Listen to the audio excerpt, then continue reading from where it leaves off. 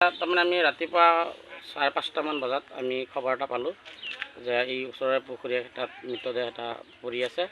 আৰু সেই খবৰ পোৱা মাত্ৰেই আমাৰ কালিকাজিৰি ৰাইজ আৰু সুকদল বৰবৰী ৰাইজ আহি পেলাই আমি প্ৰত্যক্ষদৰ্শী হিচাপে দেখা পালোঁ।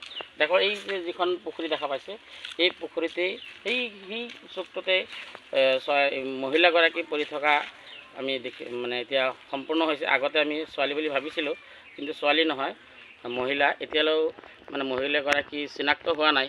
এতিয়া আমি ভাবিছোঁ খুব সম্ভৱ দুষ্ট চক্ৰই এই এখেতক কিবা অপকৰ্ম কৰিবও পাৰে, যিহেতুকে উলংগ অৱস্থাত, সম্পূৰ্ণভাৱে নগ্ন অৱস্থাত তেখেতক এই পুখুৰীৰ মাজত পেলাই দিছে, পৰি আছে। আৰু ইতিমধ্যে আমাৰ প্ৰশাসনৰ বিষয়াসকল আহিছে, উচ্চপদস্থ বিষয়াসকল ইতিমধ্যে আহিব আৰু তদন্ত কৰি আমি ৰাইজে এইটোৱেই আমি বিচাৰিছোঁ যে আমি যিহেতুকে বৰবৰী আৰু কালিকাজিৰ মাজত হিন্দু মুছলমানৰ মাজত এটা মিলা প্ৰীতিৰে আমি বসবাস কৰি আছোঁ, যাতে ইয়াত কোনো বিশৃংখলৰ কোনো সৃষ্টি যাতে নহয়, যাতে দোষীক উচিত মানে চিনাক্ত কৰি দৃষ্টান্তমূলক যিটো শাস্তি প্ৰদান কৰিব লাগে, সেই দৃষ্টান্তমূলক শাস্তি প্ৰদান কৰিব লাগে, যাতে দ্বিতীয়বাৰত এনেকুৱা কাম কৰিবলৈ যাতে হাজাৰবাৰ তেখেতসকলে চিন্তা কৰিব লাগে।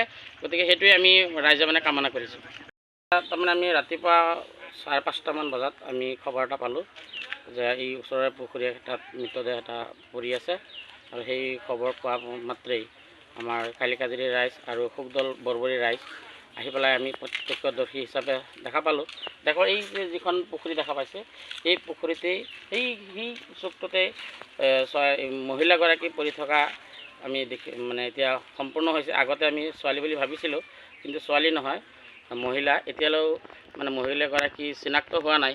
এতিয়া আমি ভাবিছোঁ খুব সম্ভৱ দুষ্ট চক্ৰই এই এখেতক কিবা অপকৰ্ম কৰিবও পাৰে, যিহেতুকে উলংগ অৱস্থাত, সম্পূৰ্ণভাৱে নগ্ন অৱস্থাত তেখেতক এই পুখুৰীৰ মাজত পেলাই দিছে, পৰি আছে। আৰু ইতিমধ্যে আমাৰ প্ৰশাসনৰ বিষয়াসকল আহিছে, উচ্চপদস্থ বিষয়াসকল ইতিমধ্যে আহিব আৰু তদন্ত কৰি আমি ৰাইজে এইটোৱেই আমি বিচাৰিছোঁ যে আমি যিহেতুকে বৰবৰী আৰু কালিকাজিৰ মাজত হিন্দু মুছলমানৰ মাজত এটা মিলা প্ৰীতিৰে আমি বসবাস কৰি আছোঁ, যাতে ইয়াত কোনো বিশৃংখলৰ কোনো সৃষ্টি যাতে নহয়, যাতে দোষীক উচিত মানে চিনাক্ত কৰি দৃষ্টান্তমূলক যিটো শাস্তি প্ৰদান কৰিব লাগে, সেই দৃষ্টান্তমূলক শাস্তি প্ৰদান কৰিব লাগে, যাতে দ্বিতীয়বাৰত এনেকুৱা কাম কৰিবলৈ যাতে হাজাৰবাৰ তেখেতসকলে চিন্তা কৰিব লাগে।